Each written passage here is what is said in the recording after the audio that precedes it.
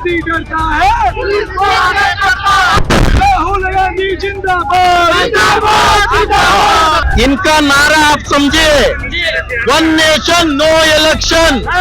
इनका असलियत डरा हुआ है, कायर लोग है।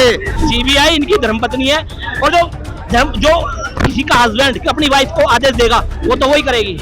ईडी, सीबीआई और इनकम टैक्स, ये सब नरेंद्र मोदी जी के कठपुतली है।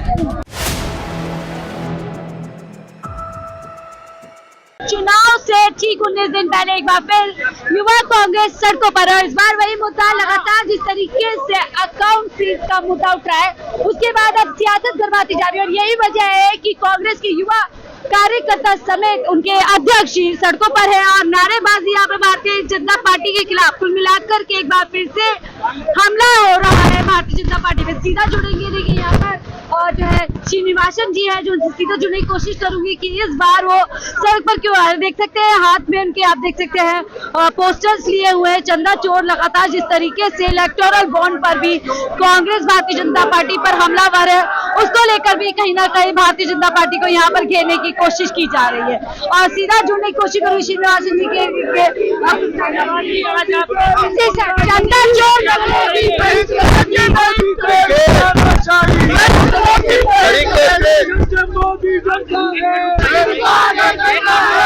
जब मोदी डरता है, राहुल गांधी जिंदाबाद। फाइन लगा, कैसे देख रहे हैं इसको? इनका नारा आप समझिए, वन नेशन नो इलेक्शन। इसका क्रोनोलॉजी क्या है? ईडी को छोड़ेगा, ईडी को छोड़ के पार्टी तोड़ने का काम करेगा, नेता को जेल भेजने का काम करेगा, इनका आईटी नोटिस देगा, जो अपोजिशन पार्टी में जो खाते में पैसा है वो सारे पैसा लूटने का काम करेगा, और लूटने के बाद दोबारा नोटिस देने का काम करेगा। कौन सा कानून किताब में लिखा है?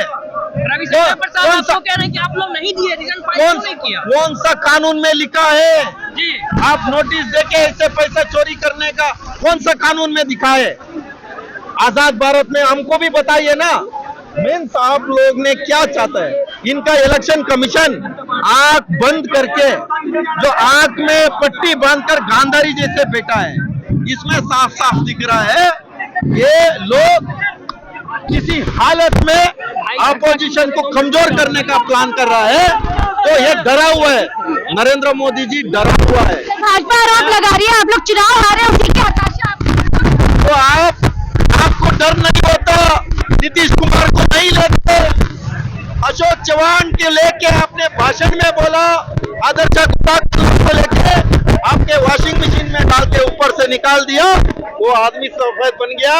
दुनिया का सबसे करप्ट लोग बीजेपी के पार्टी में इन लोग ने शामिल किया है। ये सारी चीज बोलेगा तो अपोजिशन का खाते सीज करने का और दोबारा नोटिस देने का, ये है इनका असलियत। डरा हुआ है, कायर लोग है। नरेंद्र मोदी, अमित शाह, वित्त मंत्री का जो उनका पति है, वो जो बयान दिया है इलेक्टोरल बॉन्ड में जो घोटाला हुआ है, उसको लेके बयान क्यों नहीं दे रहा है? तो साफ साफ दिखता है ये लोग ने जब सरकार डरती है पुलिस को आगे करने का काम किया है। हम लोग इसके लिए डरेंगे नहीं है, लड़ाई लड़ेंगे लगातार। तरीके की बातें आप देख सकते हैं। श्रीनिवासन जी, सर क्या आप लोग कहेंगे? पोस्टर लेके बैठे हैं यहाँ पर, ये बीजेपी का टैक्स टेररिज्म बोल रहे हैं आप इसे। टेररिज्म हो गया है, एक आतंकवादी की तरह हिंदुस्तान में जो दूसरी विपक्षी पार्टियों के ऊपर प्रहार किए जा रहे हैं। जिस तरह से पार्टियों को देखा जा रहा है उस तरह से कोई टेररिस्ट को नहीं देखता है। कानूनी कार्यवाही आपके ऊपर हो रही है, आप लोग टैक्स नहीं भरते, उसको आप कैसे कह सकते हैं? मेरे अकाउंट में 283 करोड़ रुपए कांग्रेस के अकाउंट में है मैडम। अगर 283 करोड़ का टैक्स अगर 1800 करोड़ बनता हो तो हम देने के लिए तैयार हैं। हमारी जो टैक्स बनता है, जो हम पे इन्होंने टैक्स चोरी का इल्जाम लगाया है, या सॉरी टैक्स ना भरने का इल्जाम लगाया है, 14 लाख रुपए की पेनल्टी हमारे ऊपर लगती है, जो हम देने के लिए तैयार हैं। पर ये लोग उस चीज को नहीं स्वीकार करते। नरेंद्र मोदी जी ने एक बात बोली थी कि साम दंड भेद, कुछ भी करना पड़े 400 पार लेके जाएंगे। आज ये 400 पार के लिए नरेंद्र मोदी जी 400 पार के लिए ये हमारे साथ ईडी को, जो ये नरेंद्र मोदी जी है, ये वो है, इनकम टैक्स है। विवाह हो गया है क्या? है जी? विवाह हो गया आपका? विवाह है, ये इनकी धर्मपत्नी है। सीबीआई इनकी धर्मपत्नी है, और जो किसी का हस्बैंड अपनी वाइफ को आदेश देगा वो तो वही करेगी।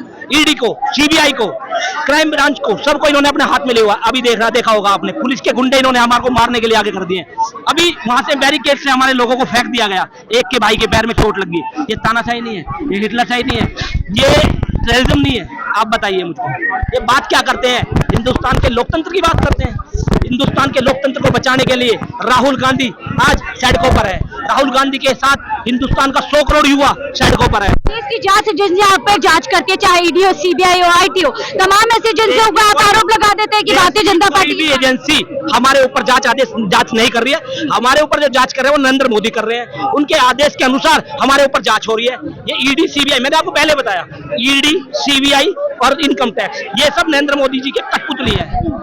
ये उनकी वाइफ है, जो आदेश वो देते हैं उसी तरह से काम करते हैं। राहुल गांधी ने कहा था अपनी जो प्रेस कॉन्फ्रेंस हुई थी कि ये फ्रीजिंग ऑफ अकाउंट नहीं, फ्रीजिंग ऑफ डेमोक्रेसी है। क्या आपको भी ऐसा लगता है? बिल्कुल है। राहुल गांधी जी कभी गलत नहीं बोलते। राहुल गांधी जी ने जब नोटबंदी की तो बताया देश में बहुत बुरा हाल होने वाला है। जब नोटबंदी से कितने नुकसान होंगे, वो सारे नुकसान हिंदुस्तान के अंदर हुए।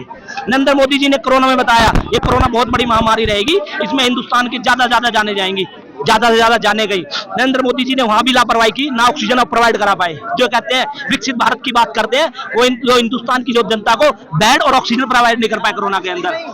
आज अगर राहुल गांधी जी कुछ कह रहे हैं तो बिल्कुल सही कह रहे हैं। आप कह रहे हैं राहुल गांधी जी जो कुछ कहते हैं वो सही कहते हैं, भाजपा कहते हैं वो जब बोलते हैं कांग्रेस को डुबा देते हैं। नहीं, वो गलत बोल रहे हैं। राहुल गांधी जब बोलते हैं वो हिंदुस्तान की जनता को, 140 करोड़ जनसंख्या को जगाने के काम करते हैं, और वो उनसे जगती भी है जनसंख्या।